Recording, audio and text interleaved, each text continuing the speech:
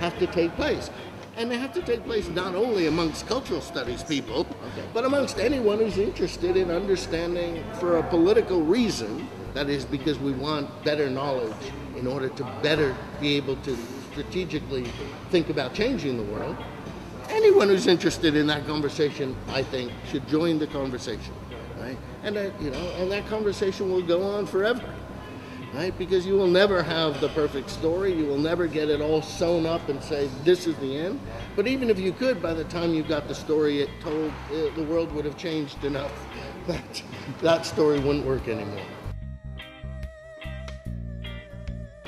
For me, we now understand that the project had its origins in many different places. Right?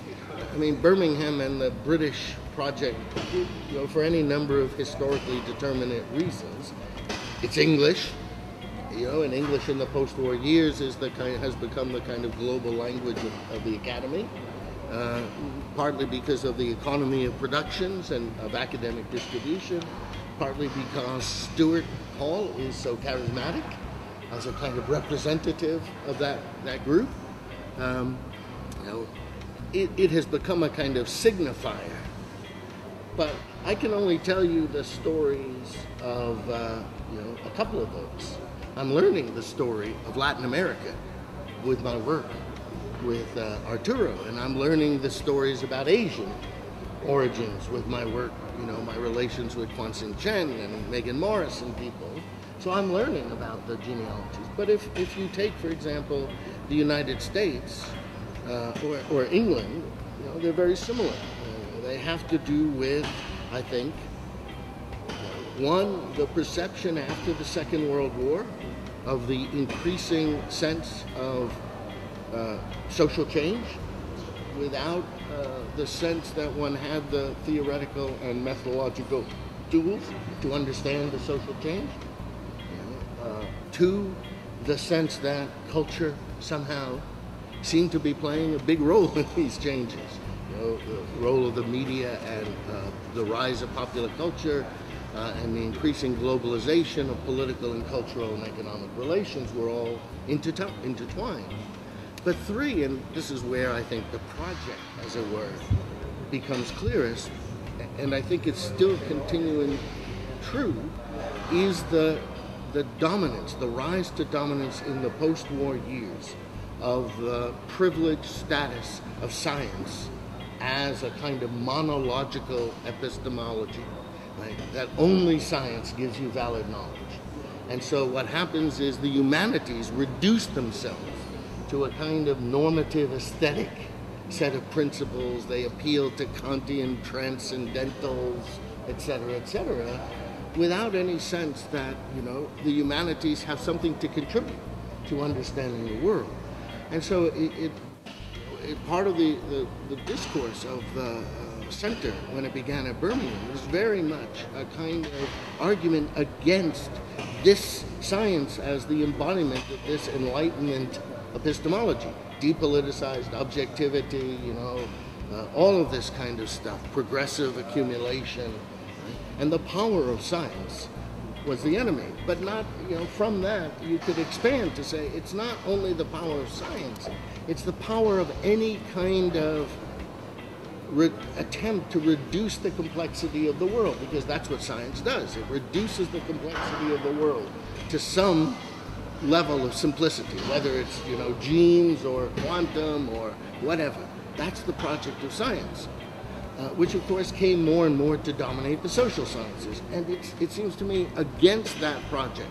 So when Jim Carrey in the United States in 1963, before Hoggart forms the center in 1964, Jim Carrey writes an article calling for what he calls cultural studies. Right? And cultural studies is supposed to be an interdisciplinary conversation in the humanities and social sciences, motivated by the need to contest the dominance of science as the kind of Enlightenment epistemology. Right?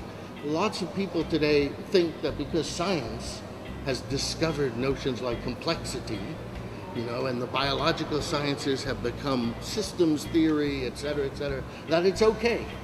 We're no longer enemies, except they get all the money. And when they're on the committees, they deny that our work has any validity. They still claim that they are the only valid epistemology, right? Because I think there's still that problematic, that they define the dominant intellectual practice. And I think the disciplines follow that, and they have their own form. So in anthropology, it's the legitimation of ethnography, of a certain disciplinary model of ethnography that guarantees the validity of your research. Why? I'm all for what Arturo called multiplicity, multiplicities, but I don't think that's relativism. So, cultural studies is radically contextual. I think the stories I tell about the context are better than other stories, right? So it's not relativist, because I think I can argue why this is a better story than that. But it's not the right story. It's not the true story. It's not the one story. It's not complete. It's not perfect. It's full of contradictions. It's full of gaps. It's a contribution to a conversation. It is, yes. I mean, it's certainly a commodity. We cannot escape the commodity economy. But like everything else, commodities are self-contradictory. Bob Marley was a commodity, but it was a powerful commodity that had effects that the record industry couldn't control. Right? We publish books, and those books are commodities, and they're making profits, not for us, but for, multinational corporations. But those books have effects. They start conversations. They may, impinge upon political ideas and struggles. So, yes, it's a commodity, but, I don't know that that's completely, that's the end of the story, as it were.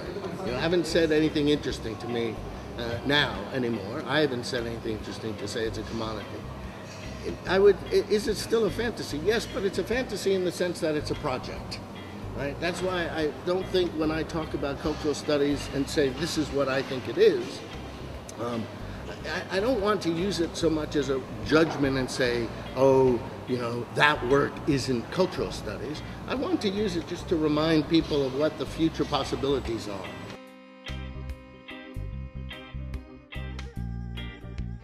The concept of media, which was very useful and basically invented in the 1950s in the way we use it today, But what's happened is that it's become reified, solidified into a discipline with no relationship to the context. And I think that the concept of media is a relatively useless concept for trying to understand what the hell is going on out there in terms of the possibility. I can watch TV on my iPhone. I can, now you watch TV, and in the middle of a TV program, they tell you to go on the web and you'll find this, or you can vote on the web and change the outcome. I mean, this is more complicated than the concept of media allows us to theorize. So we need a new concept, right? And the fact that it's, as Raymond Williams says, we become so concerned about kind of legitimating ourselves. We are media studies. We can have a department, we can have an organization, we can have tenure, et cetera, overshadows, it seems to me, the project, which was, it was a useful concept in a certain context, and it told us something about the context, but it may not be the useful context, right? So encoding, decoding, Stuart Hall's famous theory, as it were, of media communication.